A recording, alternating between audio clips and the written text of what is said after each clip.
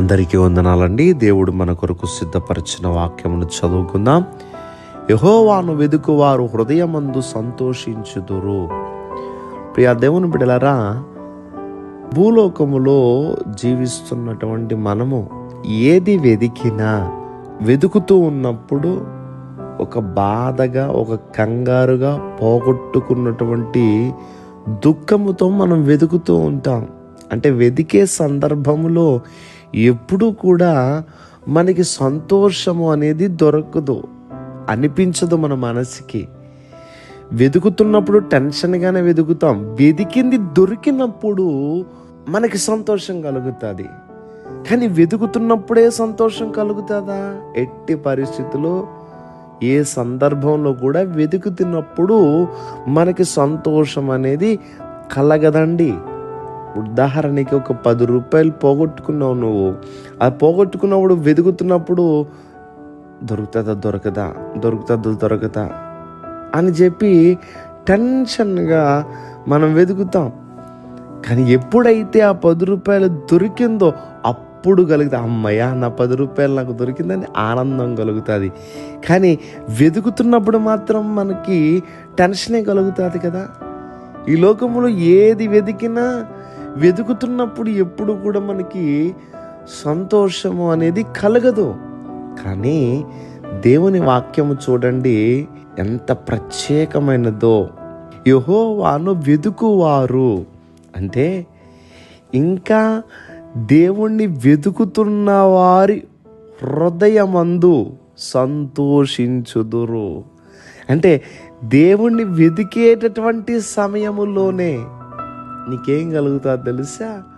సంతోషం అనేది కలుగుతుంది. ఆయన్ని వెతుకువారు హృదయమందు సంతోషించుదురు. ఎంత ఆశ్చర్యంగా అనిపిస్తుందండి. నేను చెప్పే మాటలు మీకు అర్థమవుతున్నాయో లేదో నాకు తెలియదు, కానీ ఒకవేళ మనం అర్థం చేసుకోవడానికి ప్రయత్నం చేస్తే దేవుణ్ణి వెతికేటటువంటి సమయములోనే హృదయమందు సంతోషం అనేది మనలో ప్రారంభమవుతుంది. ఆయన దొరికిన తర్వాత మనకు సంతోషం కలగటం కాదండి, వెతుకుతూ ఉన్నప్పుడే సంతోషం కలుగుతుంది. కీర్తనల గ్రంథము 53వ అధ్యాయం 2వ వచనములో వివేకము కలిగి దేవునిని వెతుకువారు కలరేమో అని దేవుడు ఆకాశము నుండి చూచి నరులను పరిశీలించెను అని వ్రాయబడి ఉంది. అంటే నన్ను ఎవరైనా వెతుకుతారా అని దేవుడు ఎదురు చూస్తూ ఉన్నాడట, నరులను పరిశీలిస్తున్నాడట. నువ్వు వెదకటం ప్రారంభిస్తే చాలు, నీకు ఆల్రెడీ సంతోషం అనేది ప్రారంభమవుతుంది. కీర్తనల గ్రంథం 40వ అధ్యాయం 16వ వచనంలో నిన్ను వెతుకు వారందరూ నిన్ను గూర్చి ఉత్సహించి సంతోషించుదురు. వెతుకు వారందరికీ కూడా ఉత్సాహం, సంతోషం కలుగుతుందట. దొరికినప్పుడు కాదండి, వెతికినప్పుడే కలుగుతుంది. ఆల్రెడీ మాకు దొరికాడు కదండి, మళ్ళా మేము వెతకడం ఏంటి అని మీకు అనిపిస్తుందేమో. కీర్తనకారుడు 63వ అధ్యాయం 1వ వచనంలో దేవా నా దేవుడవు నీవే, వేకువనే నిన్ను వెతుకుదును. ఈ కీర్తనకారుడికి దేవుడు తెలుసు, ఆయన నమ్ముకున్నాడు. కానీ వేకువనే నిన్ను వెతుకుదును అంటున్నాడు. అంటే ప్రతిరోజు ఏం చేస్తున్నాడంటే వేకువనే లేచి దేవుణ్ణి వెతుకుతున్నాడండి. అంటే ప్రతిరోజు మనం దేవుణ్ణి వెతుకుతూ ఉంటుంటే ఆటోమేటిక్గా ఉత్సాహము, సంతోషము మన హృదయం ముందు కలగటం మనం చూస్తాము. మరి దేవుణ్ణి వెతుకుతున్నారా మీరు? వెతికే సమయం ఉంటుందా? ఈ బిజీ లైఫ్లో అన్నీ వెతుకుతున్నాం. ఉదయం లేచిన దగ్గర నుంచి చాలామంది యూట్యూబ్ వీడియోలు వెతుకుతూ ఉంటారు, లేకపోతే ఆన్లైన్ షాపింగ్లు వెతుకుతూ ఉంటారు, లేకపోతే గూగుల్ సెర్చ్ అనే దాంట్లో వెతుకుతారు. అన్నీ వెతుకుతున్నారు, కానీ దేవుణ్ణి వెతకట్లేదండి. ఇక నుంచి ఒక నియమం పెట్టుకో, ప్రతిరోజు భక్తుడు వేకువనే దేవుణ్ణి వెతుకుతున్నాడట.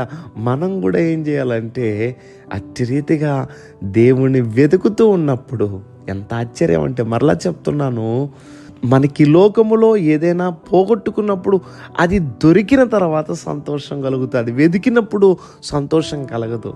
కానీ దేవుని విషయంలో వెతుకుతూ ఉన్నప్పుడే ఉత్సాహము, సంతోషం అనేది మన హృదయం ముందు కలుగుతుంది.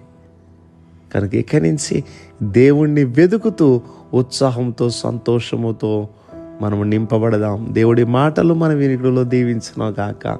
దయచేసి ప్రార్థన చేసుకుందాం. మమ్మల్ని అత్యంత మిక్కిలిగా ప్రేమిస్తున్న మా ప్రియ పరలోకపు తండ్రి, మీ పరిశుద్ధమైన నామమును బట్టి వందనములు.